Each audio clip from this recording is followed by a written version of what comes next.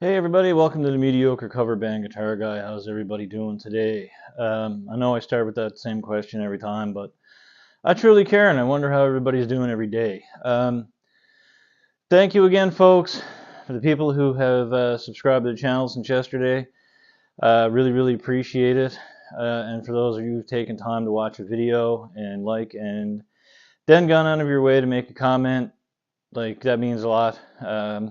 That's taken time from your day to do something kind of for me, and I appreciate it very much. So thank you.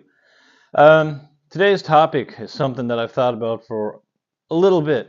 And do people really listen to music anymore? And I mean, I don't mean, let me elaborate a little bit here. I don't mean do you listen to it in the car on the way to work? Do you listen to it out in the garage when you're working on something?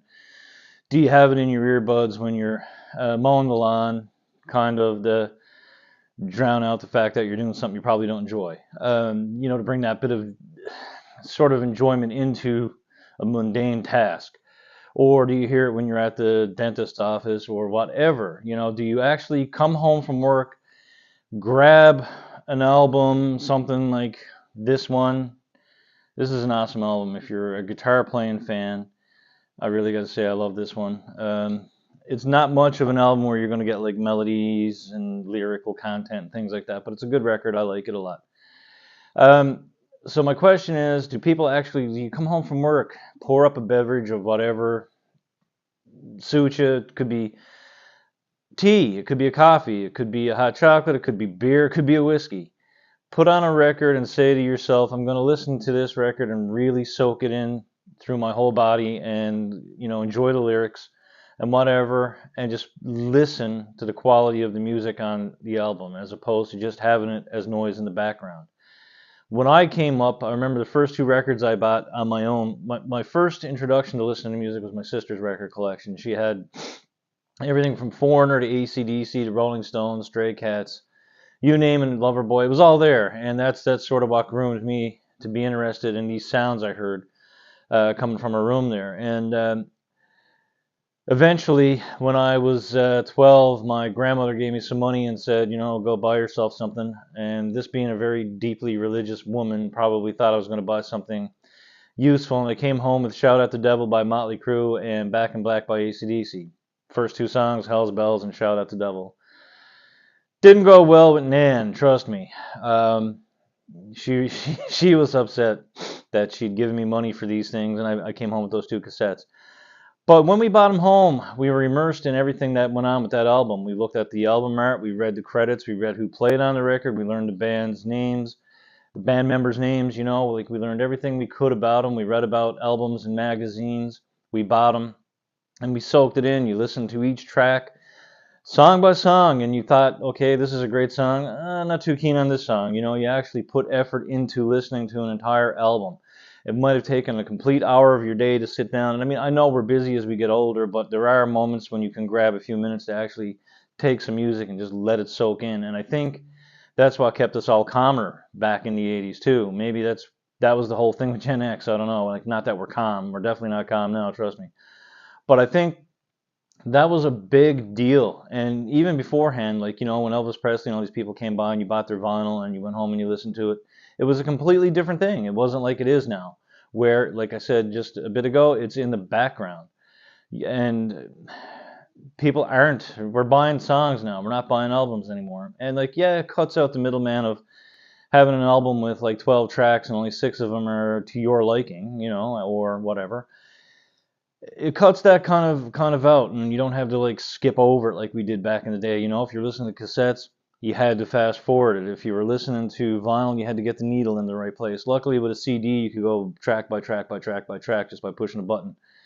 But people just, I don't think they're doing that anymore. I know, like I said, I've been in a car with my stepson and my daughter, and they've listened to songs, and like 40 seconds in, they're going to a different song. They're going to a different song each time. Like they're not giving, you know, and I'm like, how do you enjoy it? And I don't know if it's something, like I said before in previous videos, where I've grown up and music was all around. It was just everywhere between my folks and my sister and everybody. Like my dad had a huge country collection, Newfoundland traditional, no Irish. It wasn't really prominent back then in the day like it is now.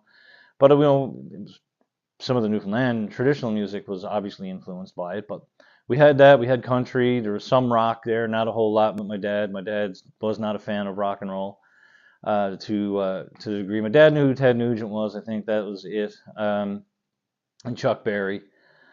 But it was always around, and then for me, it was always around. And it was a big deal to come home. And I remember when I bought Led Zeppelin 4, and I sat down and I listened to the whole record, front to back. Same thing with Volume 4 by Black Sabbath. I remember the day I got that record, we had a snowstorm, and the next day we had a snow day.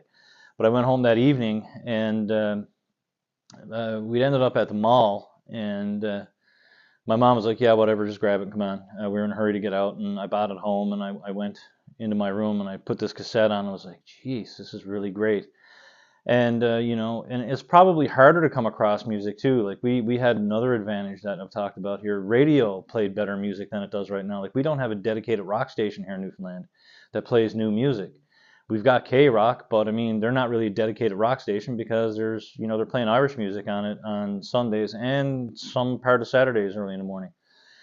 But we don't have anywhere where you can suss out new music. We don't have much music. Video channels like Much Music and MTV, they're not playing videos anymore. Bands aren't doing videos because they don't have the budgets anymore with the decline in sales of records, that whole thing, you know. And I think um, it's harder now. You might get like a Facebook reel. Like I'm getting them all the time now, and this band, the band Feel.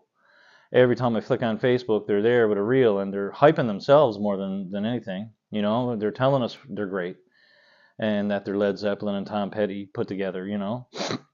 But like, it's not like it was when you worked, and if you grabbed somebody's ear, like a DJ or like a record station, or sorry, a radio station executive's ear, they played your music, and then the masses got to hear it, and if it went over, it got played more, and it continued, and it spread. We don't have that now.